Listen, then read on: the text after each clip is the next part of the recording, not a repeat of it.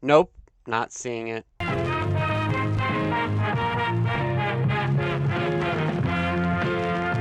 The Odyssey was directed by Christopher Nolan, is an epic tale adapted from Homer's poem, and in short is about Odysseus, played by Matt Damon, who goes on a voyage back to his home, his wife, and his son after the Trojan War. I saw this film in IMAX, as everyone else should, and I had great seats for my screening. This is the first picture filmed entirely in IMAX, but that has been talked about at great length, so I don't want to dwell on it too much. If there's one thing Nolan can do better than most directors working today, is create a sense of scope. The sets in this film are spectacular. I've heard some people complain about the costume design, but I personally didn't have a problem with it due to it being the vision the artist wanted to go for. There is not one shot in this film I found uninteresting. It is a movie I loved looking at for the entire 3-hour runtime. The sound design is peak. However, on a story level, I have a ton of things to say about it, and I want to begin with the pacing. The first 35 minutes were just plain uninteresting and felt lugubrious, bordering on being boring. One big problem I have with most of Nolan's films is his constant need for extremely long periods of nothing but exposition.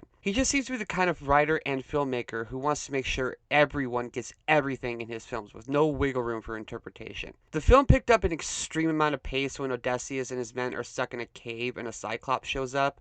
It was a great visual spectacle and had a great amount of suspense, tension, and watching these men figure out how they're going to survive this ordeal. That's when the film finally got its hooks into me. I also really love some of the supporting cast in this film. I think Anne Hathaway is amazing in this role. She is just an amazing actress and does a magnificent job holding off all these suitors who are trying to capture her hand in marriage. I'll dive more in depth about her character in a moment though. The other stand-up performance and character for me was the one played by Samantha Morton. When she showed up about midway through the movie, I was really starting to enjoy myself. There is not one sequence Morton is in that I didn't absolutely love. I won't spoil what character she plays or what role it is, but she is just straight up amazing in this film. I have no doubt this picture is going to get nominated for a ton of Academy Awards next year. Well, if you're going to nominate any of the performances, it needs to be for Samantha Morton and maybe even one for Anne Hathaway, and might as well throw in one for John Leguizamo as well. They are the best characters and performances in the Odyssey, and it's not even close. The fight scenes are extremely well done, choreographed, and visually striking. The whole boat journey in the film was great in the same way. I liked watching Damon and his crew go on their journey. There were tons of peaks and valleys with the relationship between the crewmates and the captain. I said earlier that the sound design is impeccable in this film, and it is,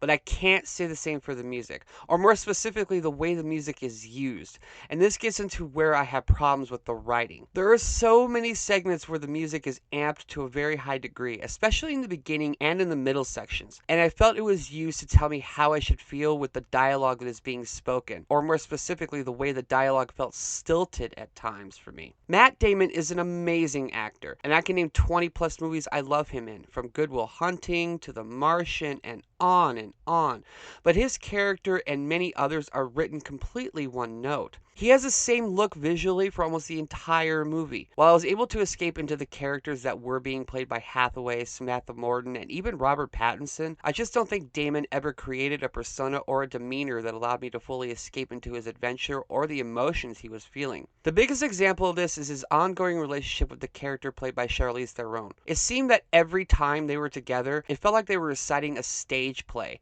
and I felt no emotion from either character. These are two amazing actors that I love, but unfortunately I felt no sparks fly in their relationship, whether positive or negative. They just seem to be performing a role instead of escaping into the characters they're supposed to be portraying. I guess what I'm saying is that even though I love almost every actor in this film, I couldn't escape into the actual star of the film itself. I can also say the same thing for Tom Holland, who plays Odysseus' son. He has his own side quest, so to speak, and I think he did the best he could with what he was given here, but the writing of his character left me completely cold. On a movie progression level, I felt his character had no growth, no adversity to overcome, and was the same person at the beginning of the film as he was at the end. I felt that almost all the performances were just cold, and were there to have expository dialogue that I quite frankly got tired of hearing after the 4th or 5th time. Seriously, take a shot every time you hear the phrase, "the law of Zeus."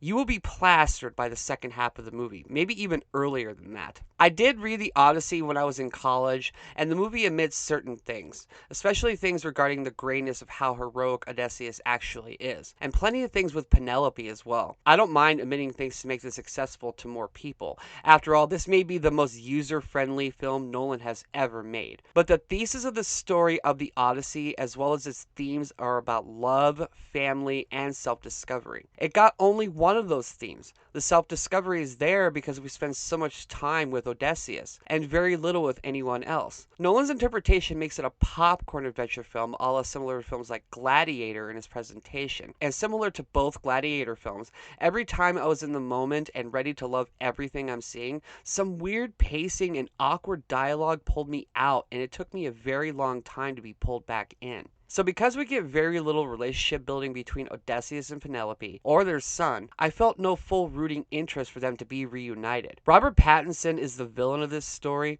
and he is great as a villainous figure. But just like everyone else, he is severely underwritten, and doesn't really have much in the way of diabolical tendencies until the last hour. Before that, he just has a bully attitude with a few people and a dog.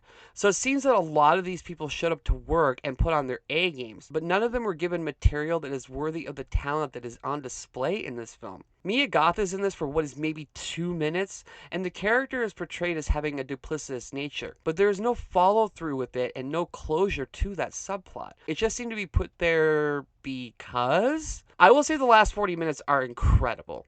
There's a great conversation between two people separated by a gate, and the last few action sequences are amazing. No, I don't hate this movie, but there's no way in hell I can follow the crowd and call this some kind of magnificent achievement by Nolan. So in summary, I think this is one of the best looking films of the year, has great fight sequences, and all the mythological creatures are great and fun to see, except for one from the story that is barely seen. I love the sound design and many of the supporting performances, but it is held back by a lead character who feels like he's trying to be a Luke Skywalker kind of person, but without any of Luke's charm. The exposition became grating, and the music, like all of Nolan's films, is amped up at too many times where it shouldn't have to be. However, as I said, I don't hate this movie, and I do slightly recommend it, just for the visual look, if nothing else. It is an epic that only filmmakers like Nolan can make. I'm going to see it again this weekend, if only to just drink everything in. Oddly, even though some people I think are saying this film should be a little shorter,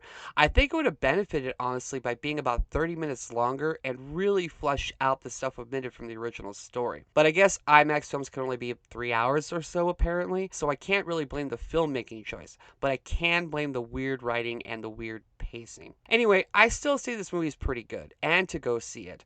It is unlike any visual experience you will have in the theater this year. I give The Odyssey a marginal 3 stars. It meanders for too long sometimes and doesn't delve into the pathos as much as it should, and the relationships feel cold to me. But the supporting players and the action sequences put it just barely over the edge for me. And besides, I'm clearly in the minority and everyone seems to love this film, so please go enjoy it more than I did. And that is my review. Thank you so much for watching. If you like this, please like and subscribe. Here's links to my other videos. Follow me on social media if you like. And until next time, I am Ghost.